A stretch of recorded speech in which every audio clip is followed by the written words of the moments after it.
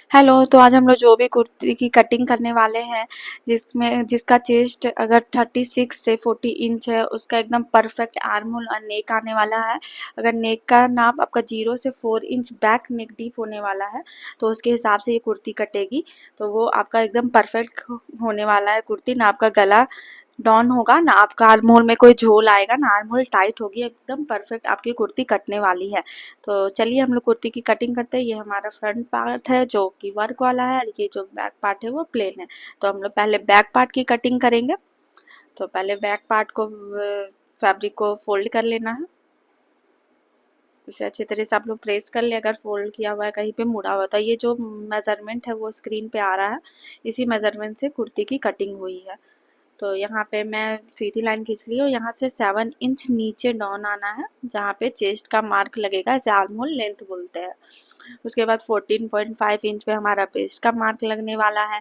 Down आके फिर 22 inch down आके हम लोग यहाँ पे हिप राउंड का मार्क लगाएंगे, जो कि 40 इंच हमारा मेजरमेंट रहेगा। जो हिप का मार्क है जहाँ से आपका कट रहेगा। तो यहाँ पे 7.5 इंच नीचे डाउन आना है आपको शोल्डर से, क्योंकि हमारा जो नेक है वो कम होगा, तो इसीलिए हाफ इंच आपको डाउन आना है। और जितना भी आपने वेस्ट हिप और चेस्ट का मार्क लगाया था, वहाँ पे एक सीधी लाइन खींच लेनी है।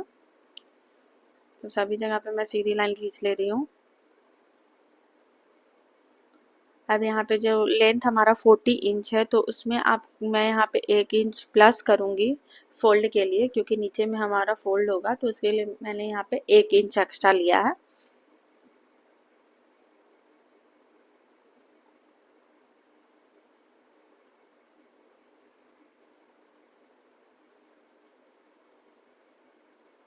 तो यहाँ पे शोल्डर का मार्क लगाना है आपको ऊपर में। तो हमारा शोल्डर 16 इंच है, तो यहाँ पे मैं 8 इंच पे मार्क लगाऊंगी। यहाँ पे गले में कोई भी चेंज नहीं होगा, क्योंकि हमारा गला 0 से 4 इंच है। अब यहाँ पे चेस्ट का मार्क लगाऊंगी। ये जो भी मेजरमेंट आ रहा है उसी के हिसाब से मैं मार्क लगा रही हूँ। चेस्ट में, हिप में और वेस्ट में 4 इंच आपको डिवाइड करना है मेजरमेंट के हिसाब से। स्क्रीन पे आप देख सकते हैं कि मेजरमेंट आ रहा है। तो यहाँ पे 42 इंच हमारा हिप है, तो मैंने उसको डिवाइड किया है 4 से, तो 10.5 इंच आया। नीचे में यहाँ पे जो बॉर्डर है, यहाँ पे मैं 11 इंच लूंगी। तो 1.5 इंच यहाँ पे मैं मार्जिन का निशान लगा रही हूँ। चेस्ट के पास, हिप के पास और वेस्ट के पास जहाँ जहाँ मेजरमेंट लिया था, वहाँ पे आपको 1.5 इंच की मार्जिन ले लेना है। अब शोल्डर से सीधी लाइन खींचनी है चेस्ट पे। जितना भी मेजरमेंट का निशान हमने लगाया है, वहाँ लाइन को मिला लेना है, सारे लाइन को। अब मार्जिन वाले निशान को भी मिला लेना है। तो मैं यहाँ पे सारे लाइन को मिला लूंगी जहाँ जहाँ निशान लगाया था। ये हमारा चेस्ट का है, वेस्ट का है लाइन। यहाँ से आपका जहाँ पे कट है उसे हिप राउंड भी कहा जाता है, तो वहाँ से लेके एक सीधी लाइन खींचनी है लेंथ तक आपको।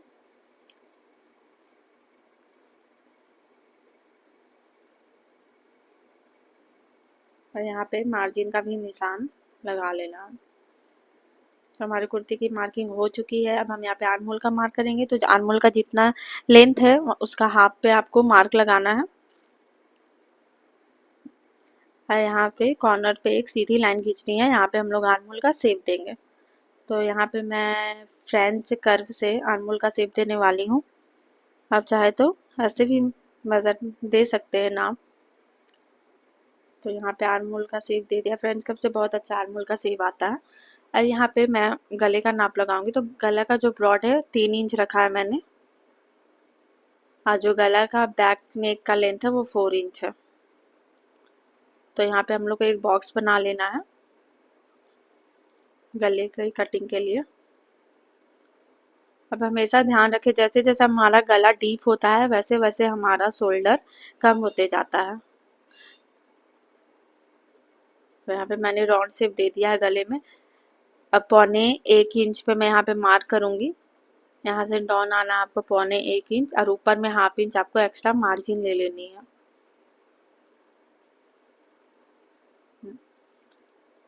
1.25 इंच पे ये हमारा मार्क लग चुका है कुर्ती का।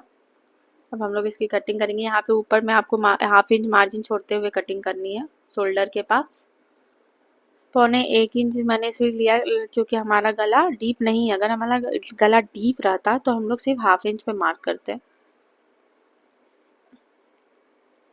आप अगर कॉलर वाली कुर्ती बना रहे हैं और या फिर बोट नेक है या आपका गला 0 से 4 है तो आपका ये मेजरमेंट परफेक्ट कुर्ती का बैठने वाला है।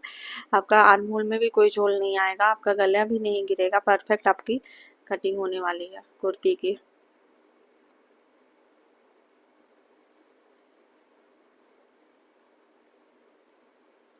मैंने कुर्ती की कटिंग कर ली है।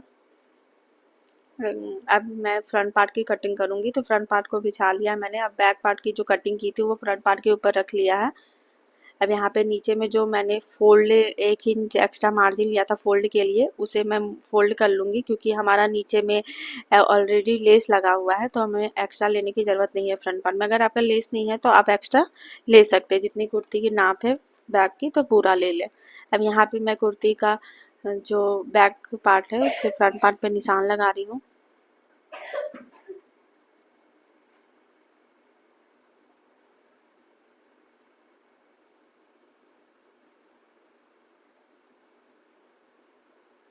यहाँ पे आपको अच्छे से निशान लगा लेना है बैक पार्ट का, जैसे जैसे मेजरमेंट लिया था फ्रंट पे।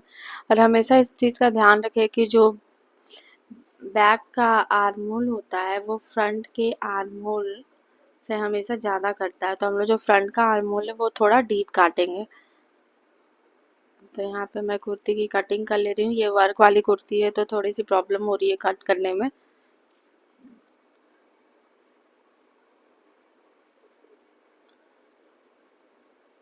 तो फ्रंट वाली जो पार्ट की कटिंग है उसका गला और आर्म होल अलग कटने वाला है। तो पहले हम लोग जितना मार्क लगाया है पहले फ्रंट पार्ट में कुर्ती की, तो पहले उसे हम लोग कट कर लेंगे। उसके बाद हम लोग आर्म होल और नेक का मार्क लगाएं, सॉरी आर्म होल और नेक का मार्क लगाएंगे। तो यहाँ पे अब मार्क हो चुका है, कटिंग भी हो चुकी है। तो फ्रंट पार्ट बैक पार्ट को हटा दिया मैंने। अब यहाँ पे आर्म होल पे एक सीधा लाइन खींचना है और यहाँ पे 8 इंच का मार्क लगाना है। यहाँ से एक सीधी लाइन खींच देनी है। अब यहाँ पे मैं फ्रंट आर्म होल का मार्क लगाऊंगी। तो आप देख सकते हैं कि फ्रंट और बैक वाले आर्म होल में कितना डिफरेंट है। तो फ्रंट का हमेशा आर्म होल डीप करता है, हमेशा याद रखिएगा। यहाँ पे मैंने फ्रंट नेक की जो लंबाई है 7 इंच रखा है, जो ब्रॉड है वो 3 इंच रहेगा। तो यहाँ भी बॉक्स बना लेना है और गले का शेप देना है। तो मैं फ्रंट नेक का भी राउंड शेप देने वाली हूँ।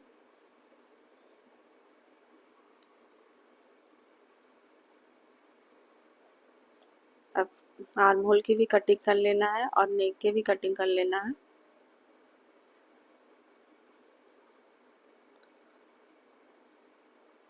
हम लोग नेक की कटिंग करेंगे। आर्म होल की कटिंग हो चुकी है।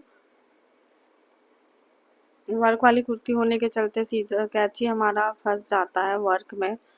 तो ये हमारा फ्रंट पार्ट कट चुका है। आप देख सकते हैं कि कितने अच्छे से सही से कट। अगर इस तरीके से आप कुर्ती काटेंगे तो आपका आर्म होल में या गले में कोई प्रॉब्लम नहीं आएगा।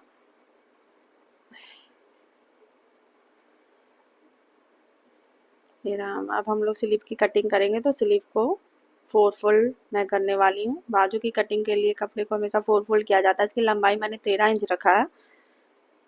वहाँ पे एक सीधी लाइन खींच लेनी है।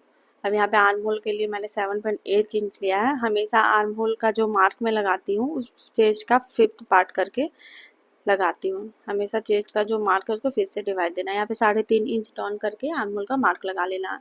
अगर आपका चेस्ट 30, 28 या 36 से कम होगा तो वो 3 इंच पे आपको मार्क लगाना है। सबका अपना एक फॉर्मूला होता है।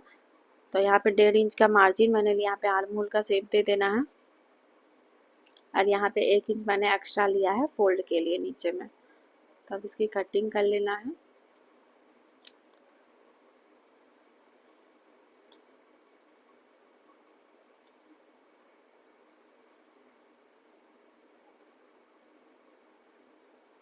हमारे स्लीव्स की कटिंग हो चुकी है। अब इसका जो फ्रंट पार्ट है हमेशा डीप रहता है तो मैं इसे थोड़ा डीप करेंगे। Thank you.